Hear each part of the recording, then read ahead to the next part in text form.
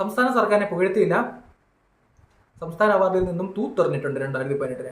നമ്മുടെ national award പ്രഖ്യാപിച്ചപ്പോൾ എന്തുകൊണ്ട് മമ്മൂട്ടിക്ക് അവാർഡ് കിട്ടിയില്ല എന്നൊക്കെ പറഞ്ഞിട്ട് ഇവിടെ കുറേ ആൾക്കാർ ബഹളം ഉണ്ടാക്കുന്നുണ്ട്. കാരണം മമ്മൂട്ടി നാഷണൽ അവാർഡിന് വേണ്ടി അപ്ലൈ ചെയ്തിട്ടില്ല. നൻപകൽ നേരത്തെ മയക്കം നല്ലൊരു സിനിമയാണ്, ഞാൻ കണ്ടൊരു സിനിമയാണ്. പക്ഷെ അപ്ലൈ ചെയ്യാത്തതുകൊണ്ട് അവാർഡ് കിട്ടിയില്ല. പറഞ്ഞത് ജൂറി അംഗമായിട്ടുള്ള മലയാളത്തിലൊരു നടനാണ്. അപ്പോൾ കുറേ ആൾക്കാർ പറഞ്ഞു നരേന്ദ്രമോദിയുടെ ഒപ്പം ഋഷഭ് ഷെട്ടി നിന്നതുകൊണ്ടാണ് അവാർഡ് കിട്ടിയതെന്നൊക്കെ പറഞ്ഞു. ഋഷഭ് ഷെട്ടിയുടെ സിനിമ കാന്താര ഞാനും കണ്ടതാണ്. നല്ല കലാമൂല്യമുള്ള ഒരു പടമാണ്. ഋഷഭ് ഷെട്ടി നല്ല രീതിയിൽ അഭിനയിച്ചിട്ടുണ്ട്. നമ്മുടെ കേരളത്തിൽ പോലും ഈ സിനിമ ഭയങ്കര ഹിറ്റായിരുന്നു. അപ്പം നല്ലൊരു സിനിമയ്ക്ക് അവാർഡ് കിട്ടാൻ നേരത്തെ നമ്മൾ വെറുതെ മമ്മൂട്ടിയുടെ പേരാണോ മമ്മൂട്ടിയുടെ മതമാണോ പ്രശ്നം എന്നൊക്കെ പറഞ്ഞുകൊണ്ട് കുറേ ആൾക്കാർ കുത്തിത്തിരിപ്പ് ഉണ്ടാക്കുന്നുണ്ടായിരുന്നു. അല്ലാതെ മമ്മൂട്ടിയുടെ പേരോ മതമൊന്നുമില്ല. ഇനി മതം പറയുന്നവരാണെങ്കിൽ എ റഹ്മാനാണ് സംഗീത സംവിധാനം എന്നുള്ള പേരിൽ കിട്ടിയിരിക്കുന്നത്.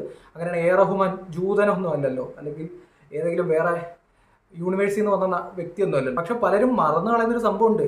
നമ്മുടെ സ്റ്റേറ്റ് അവാർഡ് പ്രഖ്യാപിച്ചപ്പോൾ 2018 എന്ന് പറഞ്ഞ സിനിമ പലരും കാണുന്നില്ല, പലരും മിണ്ടുന്നില്ല, പലരും ആ സിനിമയെ തന്നെ അവഗണിക്കുന്നതായിട്ട് നമുക്ക് തോന്നുന്നു. നമ്മളെല്ലാം കണ്ടതായിരുന്നു പ്രളയവുമായി ബന്ധപ്പെട്ട് നമ്മൾ അനുഭവിച്ച ബുദ്ധിമുട്ടുകളെല്ലാം സിനിമയിലേക്ക് വന്നു. അതുകൊണ്ട് തന്നെ മലയാളികൾ എല്ലാവരും തിയേറ്ററിലേക്ക് ഇടിച്ചു കയറി. അത് 200 കോടിയോളം സിനിമ കളക്ട് ചെയ്തു എന്നുള്ള രീതിയിൽ അവകാശവാദമൊക്കെ വന്നിട്ടുണ്ടായിരുന്നു. ഈ കോടികളുടെ കണക്കിനെ പറ്റിയൊന്നും ഞാനിപ്പോൾ പറയുന്നില്ല. ഇടത്ത സമയത്ത് EDയുടെ ഒരു അന്വേഷണം വന്നപ്പം പലരുടെയും കോടികളുടെ കണക്കൊക്കെ മാറുന്നുണ്ട്. ഇപ്പം സിനിമയിൽ കോടിക്കണക്കൊന്നുമില്ല. മറ്റേത് വെറുതെ കോടികളായിരുന്നു. 100 കോടി 200 കോടി 300 കോടി 400 കോടി എന്നൊക്കെ പറഞ്ഞിട്ടുണ്ടെങ്കിൽ എഴുതി വിടുകയായിരുന്നു. ഇപ്പം എന്തായാലും കോടിയുടെ കണക്കൊക്കെ കുറഞ്ഞിട്ടുണ്ട്. എന്നാലും 200 കോടിയോളം കണക്ട് ചെയ്തു എന്നൊരു സിനിമയാണ് 2018 എന്നുള്ള രീതിയിൽ ഒരു പ്രചരണം വന്നിട്ടുണ്ടായിരുന്നു. മലയാളികൾ എല്ലാവരും തിയേറ്ററിലേക്ക് പോയി. അത് നല്ല സിനിമ ആയതുകൊണ്ടാണല്ലോ മലയാളികൾ വീണ്ടും വീണ്ടും ബാക്കിയുള്ളവർക്ക് സജസ്റ്റ് ചെയ്ത് തിയേറ്ററിൽ പോയത്. നമ്മുടെ ഓസ്കാർ എൻട്രിക്ക് വേണ്ടി രാജ്യത്തു നിന്നും സെലക്ട് ചെയ്തൊരു പടമാണ് 2018. ഔദ്യോഗിക എൻട്രി ആയിരുന്നു 2018. അപ്പോൾ അതുമായി ബന്ധപ്പെട്ടുള്ള വാർത്തകളൊക്കെ നമ്മൾ കണ്ടതാണ്. പക്ഷേ സ്റ്റേറ്റ് അവാർഡ് വന്നപ്പോൾ 2018 എന്ന് പറഞ്ഞ സിനിമയെ പൂർണ്ണമായിട്ടും അവർ അവഗണിക്കുന്നതാണ് നമ്മൾ കണ്ടുകൊണ്ടിരിക്കുന്നത്. ഇതിന് പിന്നിൽ ഒരു ചെറിയ രാഷ്ട്രീയമുണ്ട്. നിങ്ങൾ ശ്രദ്ധിച്ചാൽ മനസ്സിലാകുന്നുണ്ട്.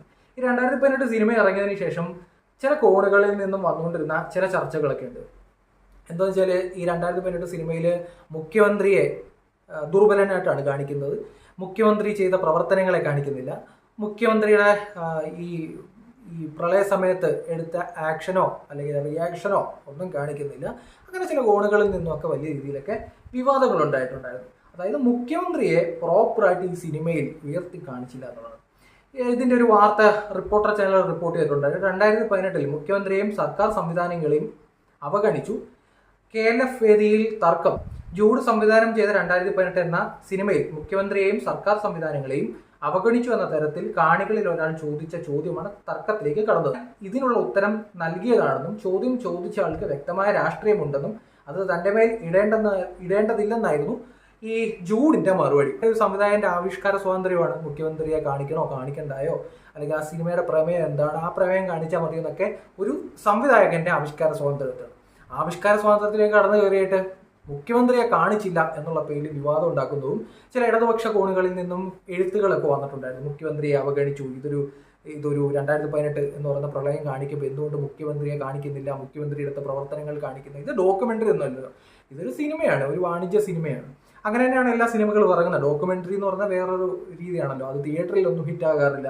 അപ്പം ഒരു സിനിമ എന്ന് പറയുന്നത് സംവിധായകന്റെ ആവിഷ്കാര സ്വാതന്ത്ര്യമാണെന്നാണ് എല്ലാവരും ഇവിടെ പറയുന്നത്. പക്ഷേ ഈ ഒരു വിഷയത്തിൽ ആവിഷ്കാര സ്വാതന്ത്ര്യമൊന്നും നമ്മൾ കാണുന്നില്ല. പ്രൊഡ്യൂസർ സോഷ്യൽ മീഡിയയിൽ ഇട്ട ഒരു പോസ്റ്റ് ഉണ്ട്.